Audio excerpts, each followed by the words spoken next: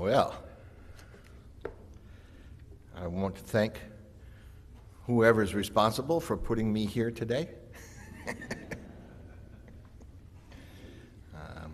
It's always a privilege to speak to a new group of people. I want to open today with a reading from Henry David Thoreau from his book, Walden, or Life in the Woods. He writes, "We must learn to reawaken and keep ourselves awake, not by mechanical aids, but by an infinite expectation of the dawn, which does not forsake us even in our soundest sleep. I know of no more encouraging fact than the unquestionable ability of one to elevate their life by a conscious endeavor. It is something to be able to paint a particular picture, or to carve a statue, or to make the few objects beautiful, but it is far more glorious to carve and paint the very atmosphere and medium through which we look, which morally we can do, to affect the quality of the day. That is the highest of arts." The words of Henry David Thoreau. So on the first weekend in August, in Keshena, Wisconsin, the Menominee Nation hosts one of the largest competitive powwows on Turtle Island. Nearly 1,000 dancers and singers travel from the northern Midwest in Canada, from the Western Plains, and from the eastern forests. They arrive in full regalia, carrying the beauty and resilience of their cultures. As an outsider descended from colonialists, I experience it as a breathtaking reminder of how community sustains and nourishes its people. The most powerful moment for me was the red dress dance. Women in red jingle dresses move in a slow, steady circle to honor those known as MAIW, murdered and abducted Indigenous women. The very fact that such a profound loss has been reduced to a four-letter acronym is a story in itself. Families who have lost daughters, sisters, aunties, and mothers stand around the circle holding photographs, and their presence turns the arena into sacred ground. I experience this dance as a communal act of truth-telling and healing, an embodied refusal to let those women disappear from memory. In a community scarred by centuries of imposed trauma, the red dress dance becomes a testament to survival, to love, and to the power of people who refuse to stop showing up for one another. Human beings are built for community. Not by preference, not by habit, but by design. We live, work, dream, and struggle together. And when that connection is missing, something essential in us begins to wither. In hospice, I've seen the heartbreak of a person who reaches the end of life believing that they are alone. It is a reminder that community is not a luxury. It is a lifeline. Today, I want to look at how community takes shape, how it grows from shared needs, and how it forms the identities we carry into the world, and how common aspirations can form a future that would not otherwise have been possible. So the earliest humans, they lived in small mobile bands, 20 to 50 people, bound by kinship, shared labor, and constant cooperation. Community was not an idea, it was survival. Food gathering, child rearing, protection were collective responsibilities. Over time, groups stabilized into tribes of shared rituals and stories and identities. Leadership was situational rather than hierarchical. Community cohesion came from a shared cosmology and mutual obligation. And then around 1,000 years ago, farming appeared and transformed human life. Once people could grow food in one place, villages formed. Surplus food allowed specialization. There were farmers, and then there were potters and builders and priests. With specialization came inequality, but also art and architecture and more complex social bonds. Artists and artisans produced more goods than could be consumed by the local community, and so they sought larger populations to sell their wares, and market towns arose. And with the exchange of goods came the exchange of ideas. And as wealth began accumulating in market towns, the specter of violent acquisition of that wealth arose, demanding the need for collective protection. By 3000 BCE, cities emerged in Mesopotamia, the Indus Valley, and along the Nile River. These were dense, diverse communities with markets and temples and bureaucracies and early governments. Writing developed to manage trade and administration, but also to preserve a shared memory and identity. Communities were no longer just local, they became part of vast political systems. Societies expanded, new forms of community emerged that were not tied to geography. Communities formed around religious traditions and philosophy schools and craft guilds and professional societies, art and literature circles. These communities created shared identities that stretched across regions and across generations. It fell upon religious institutions to preserve the stories that defined a community's history and morality. Without stories as a binding agent, civilizations were susceptible to erasure by conquest. In the early days of great civilizations, it was common to force assimilation of a conquered population by destroying its temple. But then this pattern was broken by the Jews because their stories were written in a book.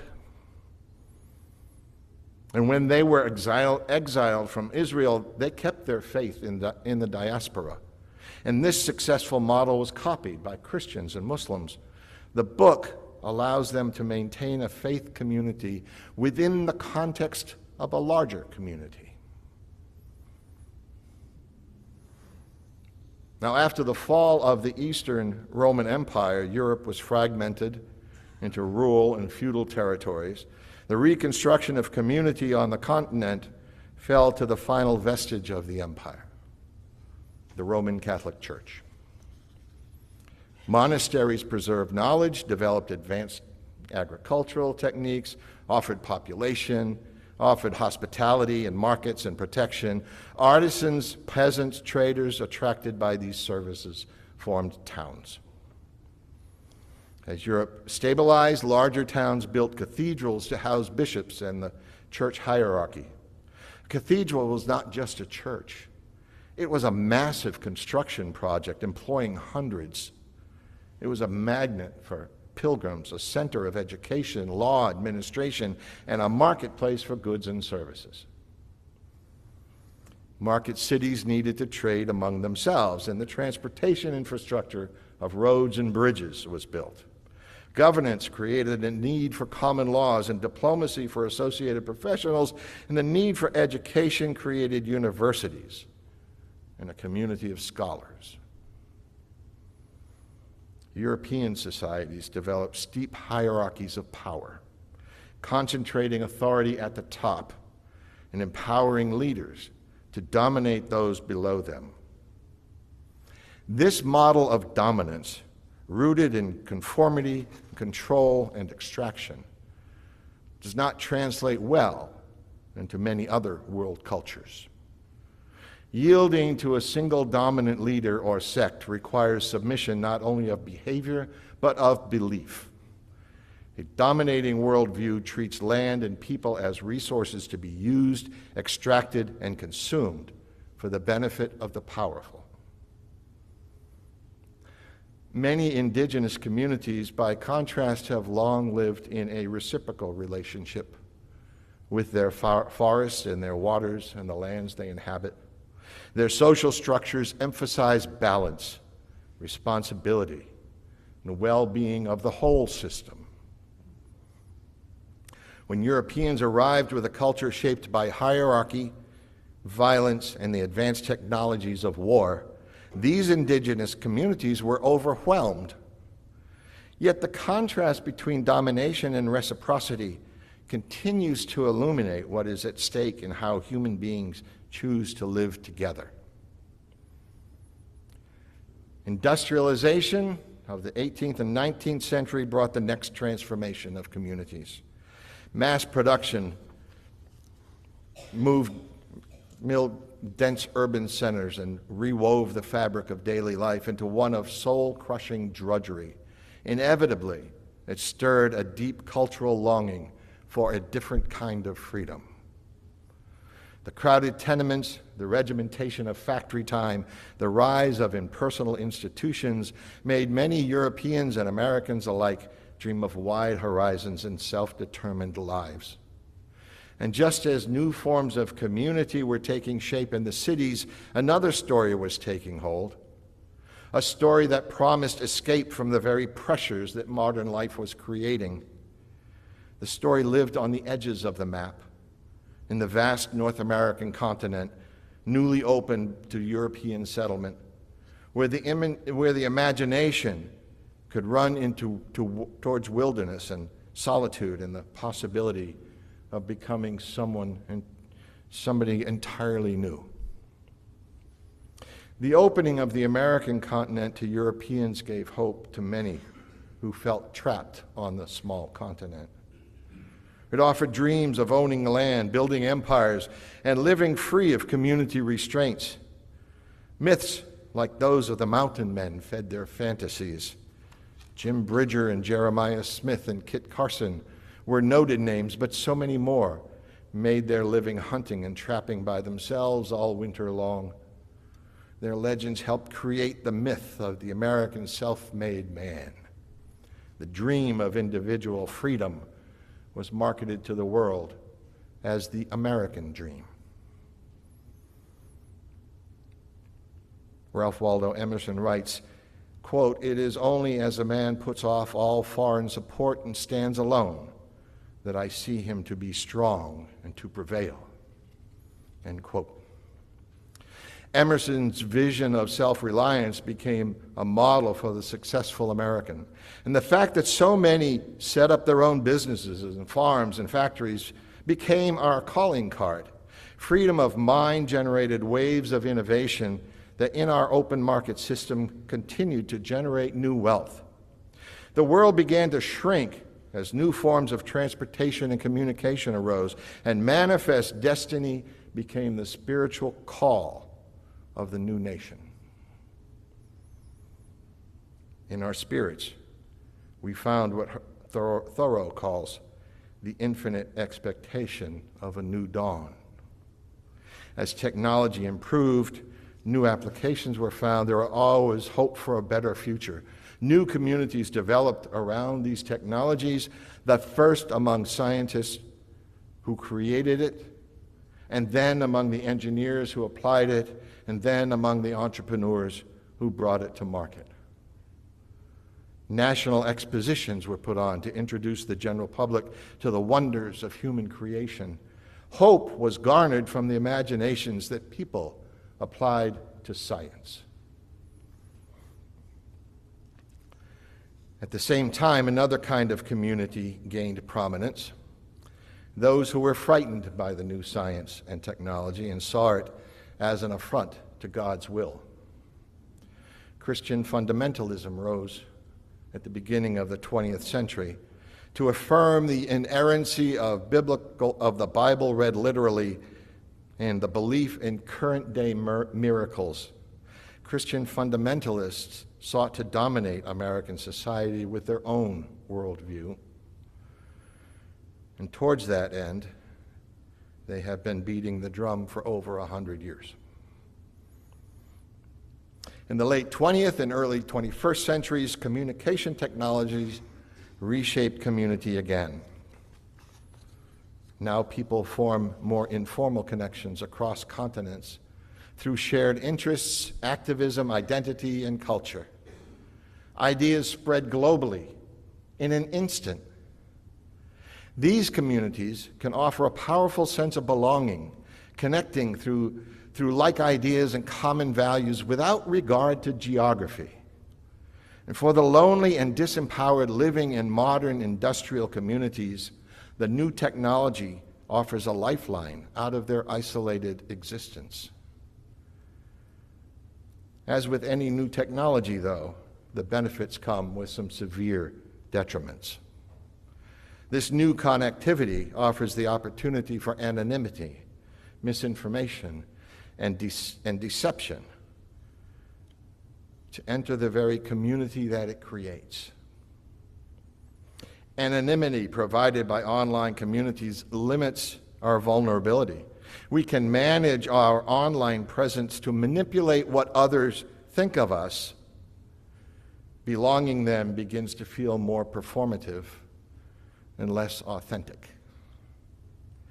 Anonymity then leads to the spread of misinformation. We become entrenched in our own understanding of truth because we never hear counter-arguments. Anonymity also opens opportunities for making threats and other aggressive behavior. Connection becomes less trustworthy, and the fabric of community begins to unravel in the specter of fear. And we find ourselves shrinking into smaller communities of identity, fearful of our eventual disappearance.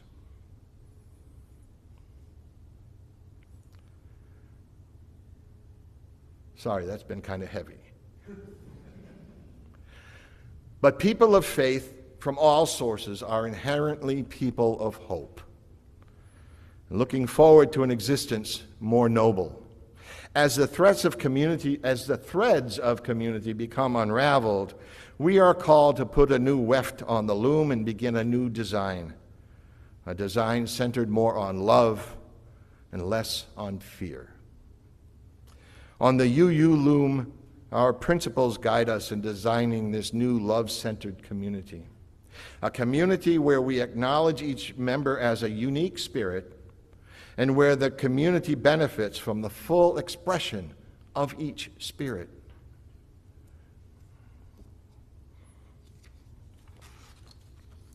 Through justice and equity, we aspire to diverse multicultural communities where we recognize every individual as inherently worthy with the right to flourish in dignity, compassion, and love. Through interdependence and pluralism, we live into the interdependent web of existence and honor the sacredness of each being's culture, experience, and beliefs. Through generosity and transformation, we aspire to change the world with a spirit of gratitude and hope. Now, when I talk of the love-centered community, I mean a community which allows people to come together freely, each expressing their own spirit, with equal opportunity to thrive or fail. Ernesto Ceroli writes, "The future of every community lies in capturing the passion, imagination, and resources of its people." End quote.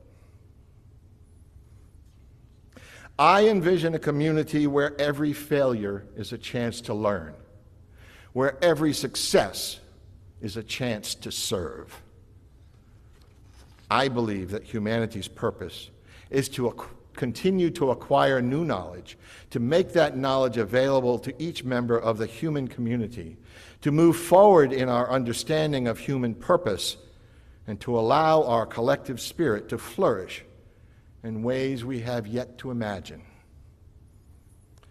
We can achieve such flourishing only by love, only by continuously reaching out for connection with each other, by sharing our dreams and visions of what is possible.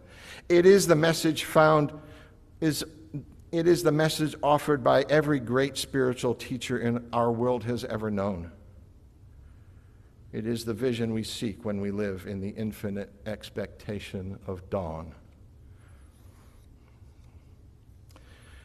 So I'll close this morning with with words by Amanda Gorman from her poem Miracle Morning. She writes, "We'll observe how the burdens braved by humankind are also the moments that make us humans kind. Let each morning find us courageous, brought closer, heeding the light before the fight is over. When this ends, we'll smile sweetly, finally seeing in testing times we become the best of beings." May it ever be so. Amen.